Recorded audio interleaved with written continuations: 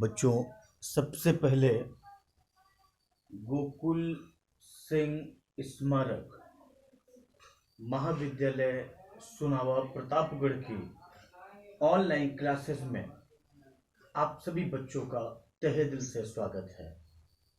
बच्चों, आज की ऑनलाइन क्लासेस में मेरी जो टॉपिक है वो है रोलेट एक्ट और सब्जेक्ट है सामाजिक अध्ययन, सोशल स्टडीज।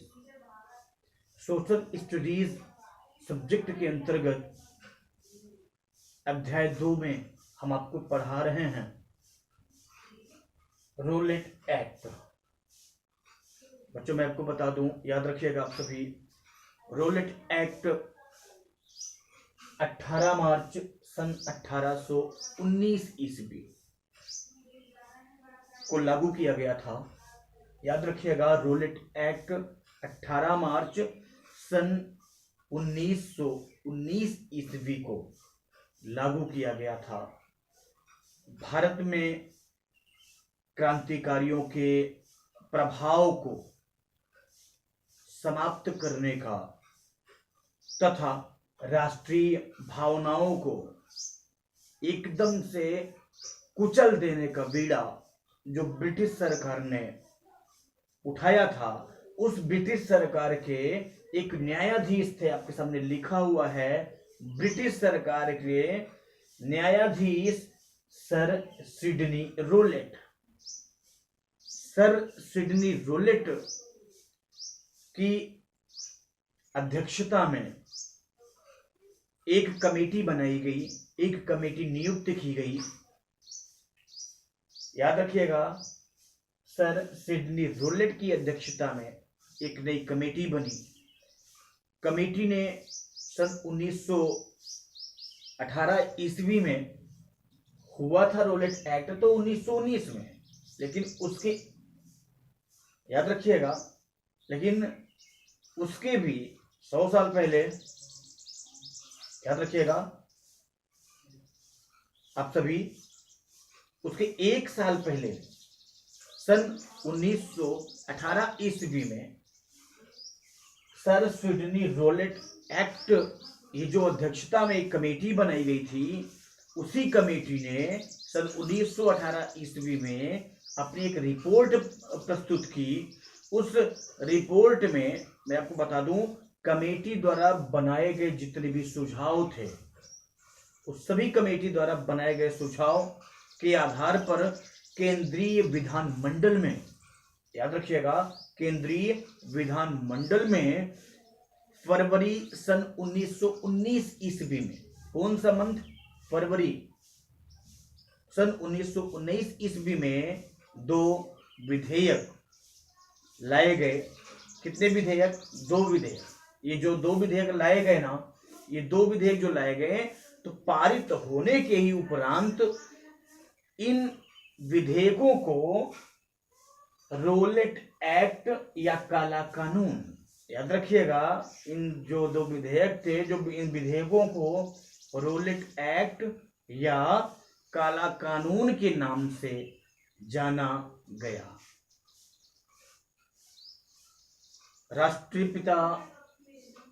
राष्ट्रपिता महात्मा गांधी ने इस रोलेट एक्ट का जबरदस्त विरोध किया। राष्ट्रपिता महात्मा गांधी ने इस रोलेट एक्ट का जबरदस्त विरोध किया और ब्रिटिश सरकार को ये शैतानी लोगों की संज्ञा दी।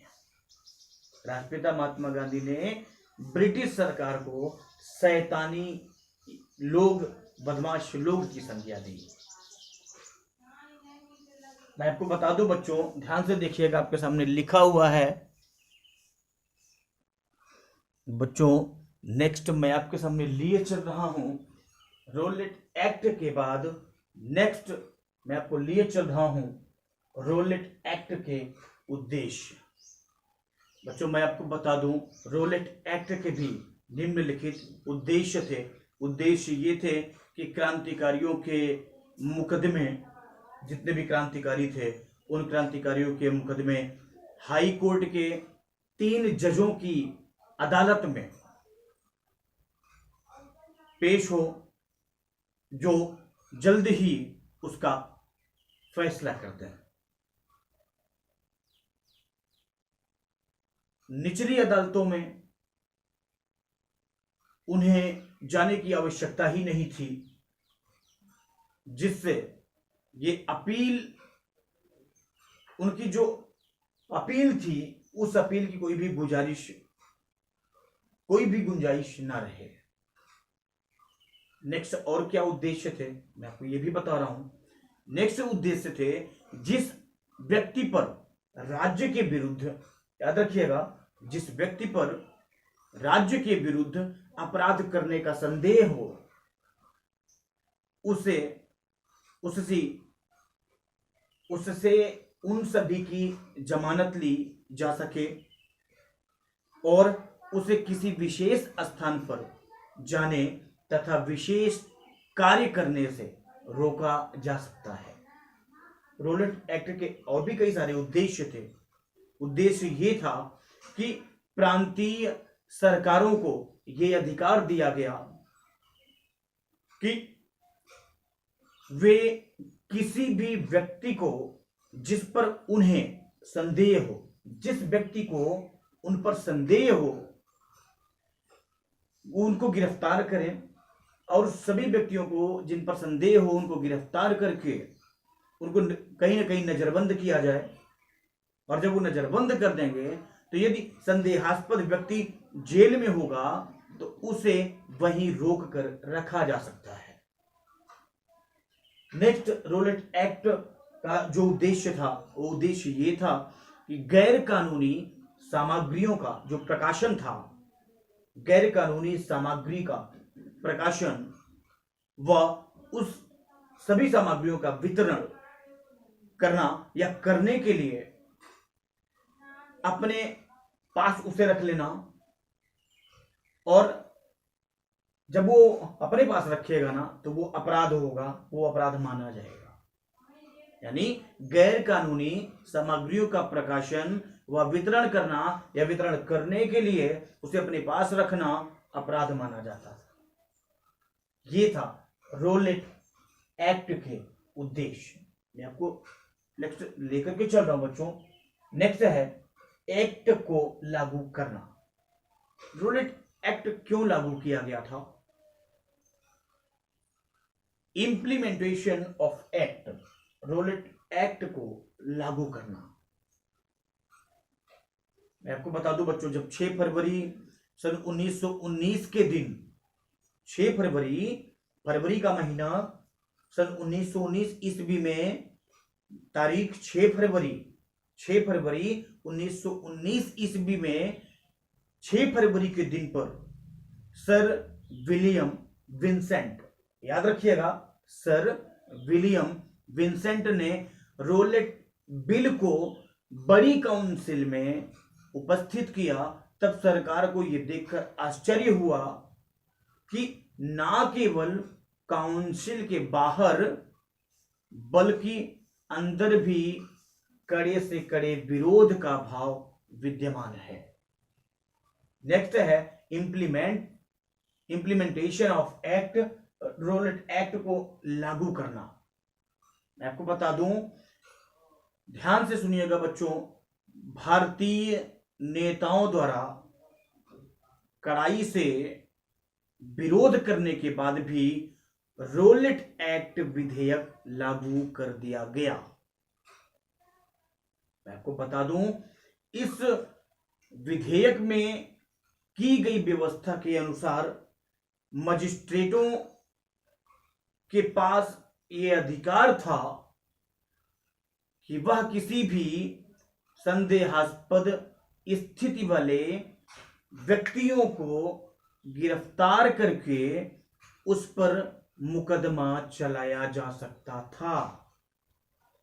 नेक्स्ट मैं आपको यह भी बता दूं कि इस प्रकार अपने इस अधिकार के साथ, जो ये अधिकार मिला था, अपने इसी अधिकार के साथ अंग्रेज सरकार किसी से भी या अंग्रेज सरकार किसी भी निर्दोष व्यक्ति को दंडित करती थी और इस प्रकार कैदी को अदालत में प्रत्यक्ष रूप से उपस्थित करने अर्थात बंदी प्रत्यक्षीकरण के कानून को निलंबित करने का अधिकार सरकार ने रोलेट कानून से प्राप्त कर लिया। इस एक्ट कानून को मैं आपको बता दूं, इसी एक्ट के बिना, रोलेट एक्ट के बिना, बिना अपील, बिना वकील तथा बिना दलील, याद रखिएगा, बिना अपील, बिना वकील और बिना दलील का कानून भी कहा गया। इसके साथ ही इसे काला अधिनियम, याद रखिएगा, इसे काला अधिनियम एवं आतंकवादी अपराध अधिनियम के नाम से भी जाना जाता है। याद रखिएगा, इसे काला अधिनियम के नाम से जाना जाता है या आतंकवादी अपराध अधिनियम के नाम से जाना जाता है। नेक्स्ट है बच्चों जलियांवाला बाग हत्याकांड। मैं आपको बता दूं बच्चों, याद रखिएगा आप सभी, 13 अप्रैल, ध्यान से सुनिएगा मेरी बात, मैं आपको पढ़ा रहा हूं जलियांवाला बाग हत्याकांड।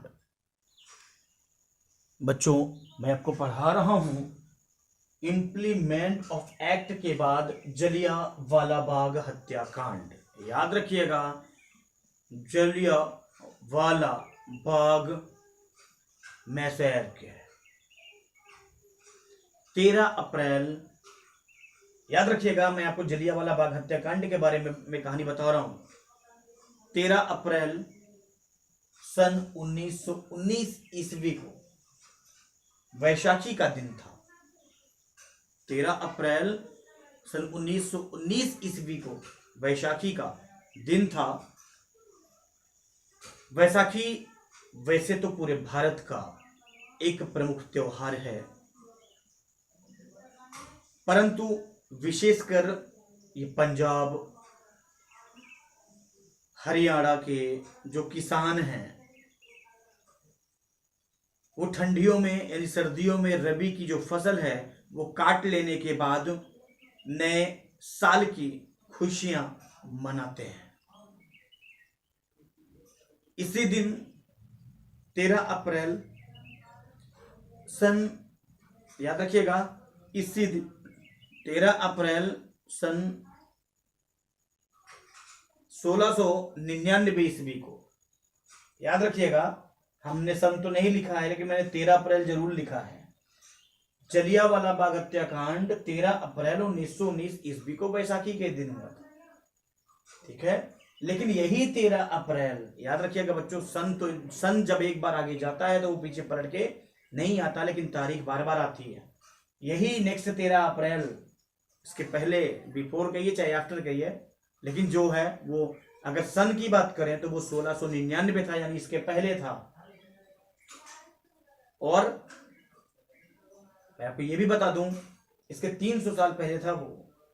लेकिन बच्चों याद रखिएगा, जो फिर 13 अप्रैल था वो 1699, जो 13 अप्रैल का दिन था, इसी 13 अप्रैल को, इसी दिन, इसी 13 अप्रैल को 10वें और अंतिम गुरु, सिखों के 10वें और आखिरी गुरु, गुरु गोविंद सिंह, नाम सुना होगा आप सभी ने, गुरु गोविंद सिंह ने खालसा पंथ की स्थापना की थी। 13 अप्रैल को ही सन 1699 ईस्वी को सिखों के 10वें गुरु, गुरु गोविंद सिंह जी ने खालसा पंथ की स्थापना की। मैं आपको ये भी बता दूं बच्चों, याद रखिएगा, इसलिए वैसाखी पंजाब और आसपास के जितने भी प्रदेश हैं, उन पंजाब और आसपास के प्रदेशों का सबसे बड़ा त्योहार है। मैं आपको ये भी बता दूं, और सिख लोग जो है इसे सामूहिक जन्म दिवस के रूप में मनाते हैं। जितने भी सिख हैं वो सब इसे सामूहिक जन्मदिन के रूप में मनाते हैं। और अमृतसर में, याद रखिएगा, पंजाब यानी अमृतसर में उस दिन एक मेला लगा था और इस मेले में सैकड़ों साल से लगता हुआ ये मेला था। इस मेले में आपको पता है कोई भी मेला लगता है तो उसमें बहुत दूर दूर से लोग आते हैं। कितने लोग आते हैं ये खुद नहीं पता। सैकड़ों साल से ये मेला लगता चला आ रहा था और उस दिन भी हजारों लोग इसी बैसाखी के मेले में दूर दूर से आए हुए थे। और जलियांवाला बाग हत्याकांड भारत के पंजाब प्रांत के अमृतसर में स्वर्ण मंदिर के निकट, याद रखिएगा, जलियांवाला बाग हत्याकांड भारत के पंजाब प्रांत के अमृतसर में स्वर्ण मंदिर के निकट जलियांवाला बाग में 13 अप्रैल सन 1919 ईस्वी यानी बैसाखी के दिन ही हुआ था। क्या? जलियांवाला बाग हत्याकांड। रोलेट एक्ट का विरोध करने के लिए एक मीटिंग हो रही थी, एक सभा हो रही थी और जिसमें अंग्रेज गवर्नर, याद होगा आपको नाम, जनरल डायर नामक एक अंग्रेज गवर्नर ने, एक अंग्रेज ऑफिसर थे जनरल डायर ने बिना कारण के ही, यानी अकारण कह सकते हैं, बिना कारण उस सभा में जितने भी लोग, जितनी भी भीड़ उपस्थित थी उन सभी भीड़ पर उसने गोलियां चलवा दी और जिसमें 1000, याद रखिएगा, अंग्रेज ऑफिसर जनरल डायर ने गोली चलवाई जिसमें 1000 से ज्यादा लोग मर गए और 2000 से ज्यादा लोग घायल हो गए। याद रखिएगा, 1000 से ज्यादा लोग मरे हैं और 2000 से ज्यादा लोग घायल हुए हैं। मैं आपको ये भी बता दूं बच्चों कि अमृतसर के डिप्टी कमिश्नर कार्यालय में, याद रखिएगा, अमृतसर के डिप्टी कमिश्नर कार्यालय में 484 शहीदों की सूची है, जबकि जलियांवाला बाग में कुल 388 शहीदों की सूची है। ब्रिटिश राज्य के अभिलेख इस घटना में 200 लोगों के घायल होने की और 379 लोगों को मरने की बात स्वीकार करते हैं। याद रखिएगा, कभी भी जब ज्यादा लोग मरते हैं, घायल होते हैं तो वो ज्यादा नहीं दिखाते, नहीं तो कुल न कुल कहीं ना कहीं से कुल न कुल बवाल मचेगा ही। और ब्रिटिश राज्य के अभिलेख में इस घटना को यही दिखाया गया कि इस घटना में 200 लोग से ज्यादा घायल हुए हैं और कुल जो मरे हैं वो 379 लोग ही मरे हैं और जिनमें से 337 पुरुष, याद रखिएगा, जिनमें से 337 पुरुष, 41 नाबालिग लड़के और एक 6 साल का, या सॉरी माफ करिएगा, एक 6 सप्ताह का यानी 42 दिन का एक बच्चा था। और अनाधिकारिक आंकड़ों के अनुसार 1000 से अधिक लोग मारे गए और 2000 से ज्यादा लोग घायल हुए। अगर हम सही आंकड़ा आपको बता दें तो आप समझ जाएंगे कि कुल कैसे दिखाया गया था उन बच्चों को। 1000 से ज्यादा मारे गए थे, 2000 से ज्यादा घायल हुए थे, लेकिन कहीं ना कहीं जो संख्या थी वो कम दिखाई गई थी ताकि कहीं बवंडर ना मचे। और यदि किसी एक घटना ने, याद रखिएगा, यदि किसी एक घटना ने भारतीय स्वतंत्रता संग्राम पर सबसे अधिक प्रभाव डाला था तो वो ये घटना थी जघन्य हत्याकांड की। ये माना जाता है कि ये घटना ही पूरे भारत में ब्रिटिश शासन के अंत की शुरुआत बनी और गुरुदेव रविंद्रनाथ टैगोर, याद रखिएगा, गुरुदेव रविंद्रनाथ टैगोर ने इस हत्याकांड के विरोध स्वरूप अपनी एक उपाधि थी, वो उपाधि का नाम था, मैंने लिखा नहीं है, उन्होंने एक उपाधि, रविंद्रनाथ टैगोर जी को एक उपाधि मिली थी, उस उपाधि का नाम था नाइटहुड। और इसी हत्याकांड के बाद गुरुदेव रविंद्रनाथ टैगोर ने अपनी जो उपाधि पाई थी नाइटहुड की, उसको उन्होंने वापस कर दिया। और सन 1997 ईस्वी में महारानी एलिजाबेथ, इंग्लैंड की महारानी एलिजाबेथ ने इस स्मारक पर मृतकों को श्रद्धांजलि दी। याद रखिएगा, इंग्लैंड की महारानी एलिजाबेथ ने इस स्मारक पर जितने भी लोग मरे थे उन बेचारों को, उन मृतकों को श्रद्धांजलि दी थी। और सन 2013 ईस्वी में ब्रिटिश प्रधानमंत्री, याद रखिएगा, सन 2013 ईस्वी में, आज के 8 साल पहले, सन 2013 ईस्वी में ब्रिटिश प्रधानमंत्री डेविड कैमरॉन भी इस स्मारक पर आए थे और ब्रिटिश, याद रखिएगा, विजिटर्स बुक में उन्होंने लिखा कि ब्रिटिश इतिहास की यह एक सबसे शर्मनाक घटना थी। याद रखिएगा बच्चों, आप सभी, गुरुदेव रविंद्रनाथ टैगोर ने अपनी मिली हुई उपाधि नाइटहुड को अंग्रेजों को वापस कर दिया। उन्होंने ये कहा कि मुझे आपका सम्मान नहीं चाहिए, मुझे आपकी दी हुई चीजों से कोई वो नहीं है, आप अगर ऐसे काम कर सकते हैं तो मुझे आपकी उपाधि नहीं लेनी है। उन्होंने नाइटहुड की उपाधि को तुरंत वापस किया था और महारानी एलिजाबेथ ने जाकर के बहुत इस स्मारक पर जितने भी लोग मरे थे उन सभी को श्रद्धांजलि अर्पित की थी। और सन 2013 में, आज के 8 साल पहले, ब्रिटिश प्रधानमंत्री थे डेविड कैमरॉन, याद रखिएगा, David Cameron British prime minister ने भी इस स्मारक पर वो आए और अपने जब आकर के वो चले गए तो उन्होंने एक बुक लिखी, विजिटर्स बुक में उन्होंने ये लिखा कि ये ब्रिटिश इतिहास की एक शर्मनाक घटना है। थैंक यू बच्चों, आज मैंने आप सभी को रोलेट एक्ट के बारे में बताया है और रोलेट एक्ट या काला कानून, एक कमेटी बनाएगी, न्यायाधीश थे सर सिडनी रोलेट। राष्ट्रपिता महात्मा गांधी ने इसको शैतानी लोग के नाम की संज्ञा दी।